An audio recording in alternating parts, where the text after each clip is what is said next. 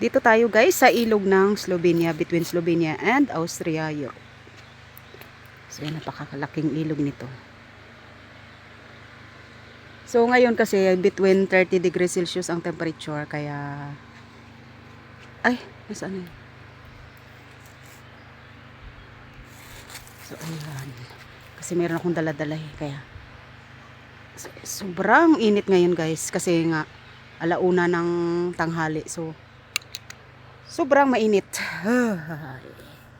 Sobrang mainit ang ating panahon. So, yun lang guys, kasi I am just sharing you the beautiful nature of Europe. This bridge is between the country of Austria and Slovenia. So, ayan, di ba parang nasa Pilipinas lang tayo, oh. Parang wala lang tayo sa abroad kasi nasa province tayo ng Austria at saka Europe, Austria at saka Slovenia, kaya parang sabi ko nga parang nasa Pilipinas lang tayo. So, yun lang guys, at busog tayo kasi kakakain lang namin.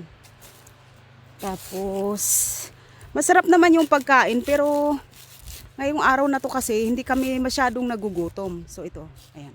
Kasi maaga kaming umalis dahil linggo kasi ngayon. Pag medyo late kaming cute, no, ayan. Alam nyo guys kung anong symbol dito ng, hindi ko alam kung alam yan ng mga ibang Pilipino. Kasi dito sa Europe, pagka ganyan sa tulay, may ganyan na may mga susi. Ibig sabihin yan ay mag-asawa or magjowa. Tapos ngayon, nakasabit dito yung mga susi kasi yan ay magjowa yan or mag-asawa. Tapos pagdating ng mga ilang taon, sabihin na lang natin na 10 years or more, babalik sila dito. Tapos pareho silang may susi, pareho yung susi nilang hawak, tapos bubuksan nila yan. So kung sila pa. Ngayon pag naghiwalay sila, ay hindi ko alam kung sino yung magbubukas ng susi na yan.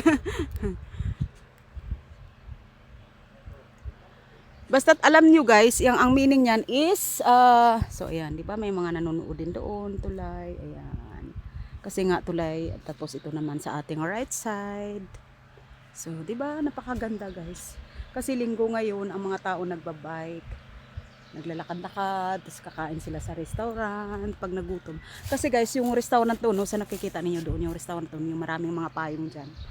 Restaurant yan siya. Pero marami silang mga pagkain na merong medyo mamahalin, meron namang mura. So, nasa inyo kung nagbabudget kayo. So, ano yun, nasa inyo yun. Pag mayaman kayo ay di yung mamahalin yung kakainin ninyo. Ngayon, kung talagang mayaman na mayaman kayo, nasa sa inyo na yun kung bibisita kayo dito or hindi.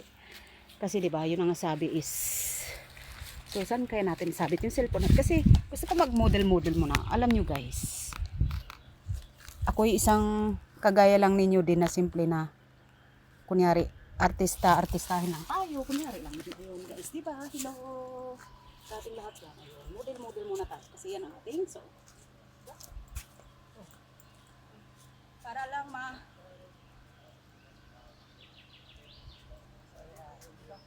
gilid, tapos patagilid tayo. Ayan. So, yun na guys. At diretso na tayo kasi mayroong susunod na doon. So, ayan ang tulay na sinasabi ko sa inyo, diba? So, ayan ang tulay na napakahaba, diba? Ayan. So, ayan guys. Siguro mga ano yan, nasa 40 meters ang haba. Mga ganun. 40 meters. So, ayan. Doon tayo dumaan. Ayan. Tinatakpan kasi yung tulay. Ayan. Dito, kaya dito dumadaan yung mga tao. Dito sila nagbabike from Austria. And to the next side of this bridge is Slovenia. Kasi nga magkakalapit lang naman sila. Kasi yung ilog yan yung kanilang boundary. So noong unang panahon, meron talagang bantay dyan. So hindi ka pwedeng pumunta lang sa isang kabilang tulay kasi merong penalty, huhulihin kanila. So ngayon kasi dahil member na rin sila ng European Union, so papakita, walang bantay, pero anytime pwedeng dumating yung mga nag-check ng passport. So yun. So yun lang guys, thank you so much at thank you so much for supporting my small channel. Thank you guys. Have a nice day everyone. Bye guys. God bless.